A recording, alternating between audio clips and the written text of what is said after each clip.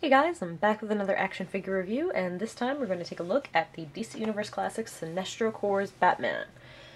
The Sinestro Corps Batman was released in October 2010 as part of Wave 15, the Validus Wave. So, this is another figure from my boyfriend's collection. He actually picked this guy up a while ago now, probably around, shortly after the wave was released. In a Marshall's for like $8. I don't have the packaging because it was so long ago, but I do have the card for Raven, who was from the same wave. So just to give you an idea, what the card looks like. Bam, and the back, obviously it has her stats, but the bottom you can see the rest of the wave. And Validus. He includes the torso, which I will show you. My Validus still has no lefty limbs. And you must be saying, well, after that big haul and you didn't get anything for Validus? I'm not really in a rush to complete my Validus. But the rest of the two other figures that I need are cheap on Amazon.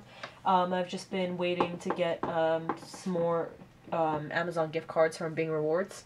I'm up to like $15 now, so I just kind of wanted to get like maybe 5 or 10 more to just, cover the cost. Why not, right? Since I'm not in a rush. But yeah. So, he's really cool. He's never actually appeared in a comic like this. There's one panel in one comic where Batman does indeed put on a Sinestro Corps ring, but he doesn't actually look like this. He's actually purple, and, that doesn't last past a panel, so it's not even really relevant, but they decided to put this figure out anyway. And I know I don't have the card, but I know that the back of his card, if you look at the back, his stats or bio, I'm not sure which one it is or if it's both, actually have just like question marks, because at the time of his release people were suspecting that he might be introduced in a comic, but that never happened, so I'm not really sure what that was about. So he does come with one accessory, which is this yellow lantern construct in the shape of a bat, or a batarang more specifically, I suppose. It's really nicely sculpted, and it's in this translucent yellow that, matches the green from Green Lantern constructs. It doesn't particularly fit on his hand and stay there very well. Is this the wrong hand? This is the wrong hand. Whoop. So you kind of just press it over his fist, which, as you can see, is already going smashingly. Is this the wrong hand? Am I? I'm pretty sure. Okay. I thought it was that hand. And I think I'm right. So as you can see, guys, this is not very easy. And I don't think... Oh, well, that's the closest I'm gonna get, I think. And it's upside down. But if I turn it, it's probably gonna fall off. Yeah. So. Yeah. Well, that's his accessory. That's pretty lame.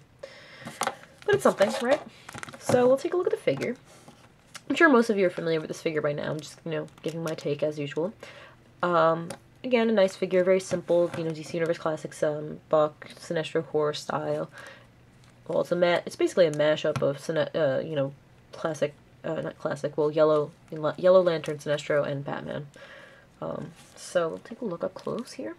He's got that lovely face that we've seen on both this figure and the modern Legacy Batman, which most of us replace with another head. In this case, I can see it working for the Yellow Lantern. I'm not sure why they had reused it for the modern Batman. But it's a nice sculpt. It's just, who wants to look at that all the time on their regular Batman? In this case, I say it's appropriate. So, he's just a standard Buck. He's got the Sinestro Corps belt at the waist, going all the way around. Very nice. The gauntlets are a little different from regular Batman gauntlets. They have the stripes in them, but they have his regular spikes coming off of them. Paint job is very clean, very nice. The symbol is also looks clean, which he also has again on the bicep. Again, very clean. The lines are not as clean on the bicep stripe as the rest of the figure, but not too bad. Cape is the regular Batman cape. My camera's a little slow to focus today. I'm not sure what that's about. The boots are sculpted. The sculpted, triangle in the front boots. And very bright yellow. The one thing that bothers me about this figure in particular is, again, the boots and his paint job here are very bright yellow. It looks great. It looks really nice and yellow. And then his gauntlets are this kind of gold color. And, in its own way, it's a nice color, but it doesn't match the yellow at all. And,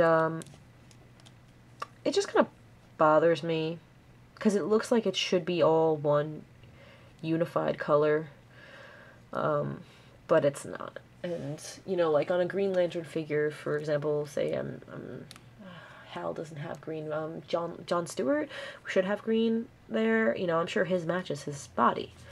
So I'm not sure why they gave him gold gauntlets. You can take a look at the ring here. So it does have, okay, sorry, yes, it does have the Sinestro Corps emblem, but it is very hard to tell.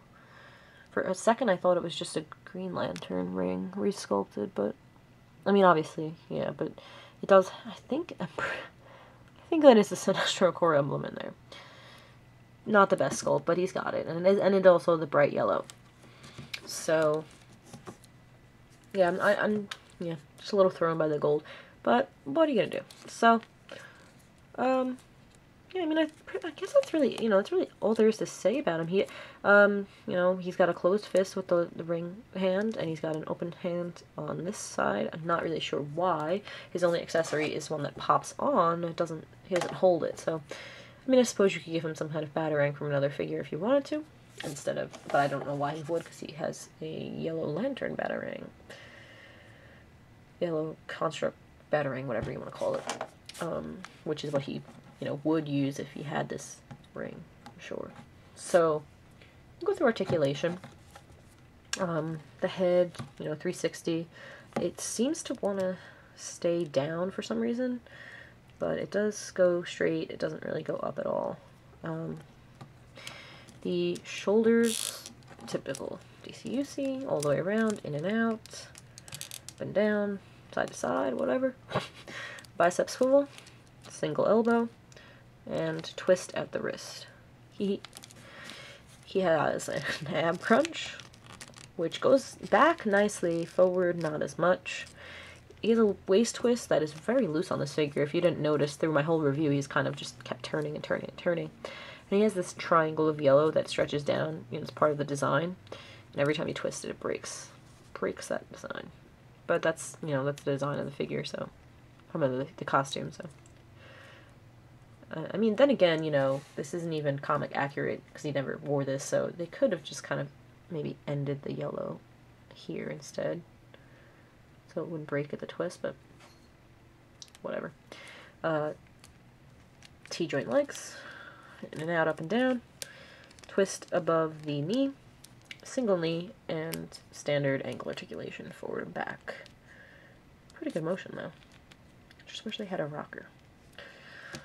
So that's great. There's just one more thing I noticed as going through the articulation is he's another one of those kind of annoying ones where he's one color on the top of his shoulder and then another on the bottom. So he's got one color disc on the top, great, it's yellow. Which, by the way, look at that. Oh, ow. They obviously cast him in black plastic and then used yellow paint, and he's getting some joint rub in there. Whew. It's just got this black outline around the ball discs in his shoulders. Yuck. And then, so yeah, so as you can see, the disc is yellow, which makes sense, but then you whip his arms up and he's got that ugly yellow disc in there. So another one that I just kind of want to take black Sharpie to, which I've not done on any of them yet, but I probably will. But that's just the way it is. They don't make two colored discs, so it makes more sense to show the top color than the bottom. So there you have it, guys. That is my take on the Wave 15 Sinestro Corps Batman. Pretty cool figure, for what it is. And fun to add to your Batman collection. And yeah. So thanks a lot for watching, guys. I'll see you in the next video.